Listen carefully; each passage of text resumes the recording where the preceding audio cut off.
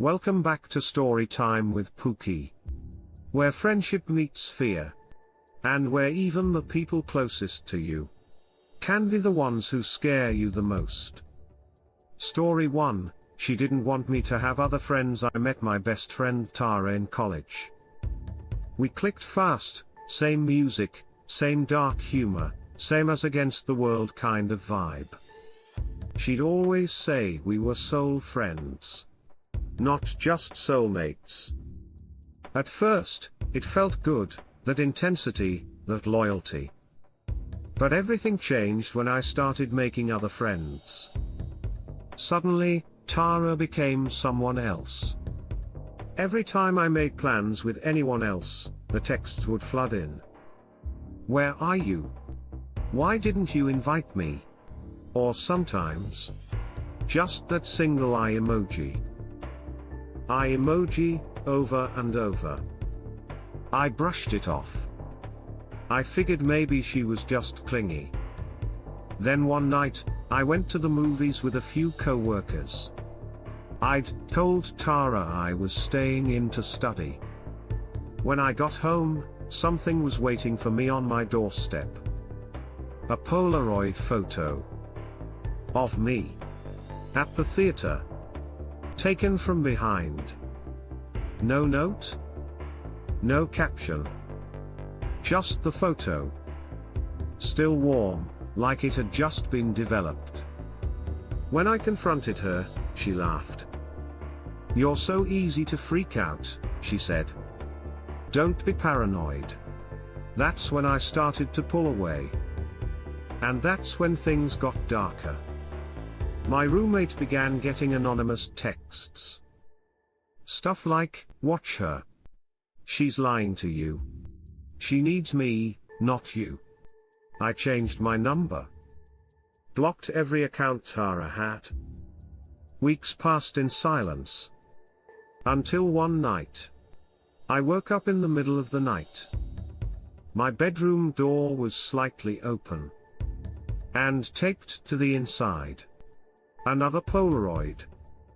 Me. Asleep. On the back, in her familiar handwriting, "I'll always be your closest friend." Story 2, We found a hidden room in her house when I was 16, I used to spend most weekends at my best friend Maya's house. Her place was huge, old, creaky, and weirdly built. The kind of house where the walls didn't line up right. And closets felt too deep. It had been in her family for generations. And it smelled like it, like dust, books, and something forgotten. One stormy Saturday, the power went out. We lit candles, got bored, and decided to play Urban Explorers. We searched drawers, old trunks, even her attic. And that's where we found it. Behind a stack of boxes and a moth-eaten chair. A seam in the wall. No handle. No hinges. Just off. Maya ran for a flashlight. I tapped it. Hollow. We dug around the edges with an old screwdriver. It popped. A thick wave of musty, warm air rolled out. Behind it, a narrow wooden staircase. Not leading up from the attic, but down. Which made no sense. Maya looked pale. This shouldn't be here. The house isn't built like this. But of course. We went in. The stairs creaked with every step. At the bottom, a small, windowless room.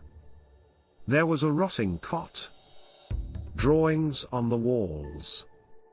Childlike, yellowed with age. One of them had something scrawled in red crayon, "Tommy lives here." We both just stopped. On the floor was a leather-tied notebook. We opened it. The first page said, "Day 11. He still won't let me leave. He says he'll take my voice if I scream again. The rest was smeared. Unreadable. Then we heard it. Footsteps. Not in the attic. In the walls. Slow. Dragging. Pacing. We didn't scream. We ran. Sealed the space shut and told her parents everything. They just stared. Her mom whispered, that room was sealed for a reason. The next day, they filled the staircase with concrete. No one ever brought it up again. But a year later, after they moved out, Maya sent me a photo. On the same wall where that hidden entrance had been, freshly painted and sealed, the name Tommy was written. Again. Same red crayon. No cracks in the wall. No explanation. Just back. Friendships are supposed to make us feel safe. But sometimes, the people we trust the most are the ones who cross lines we never saw coming. Thank you for listening to Storytime with Pookie, where fear is better shared. Don't forget to subscribe for more true-style horror stories that get under your skin and into your dreams.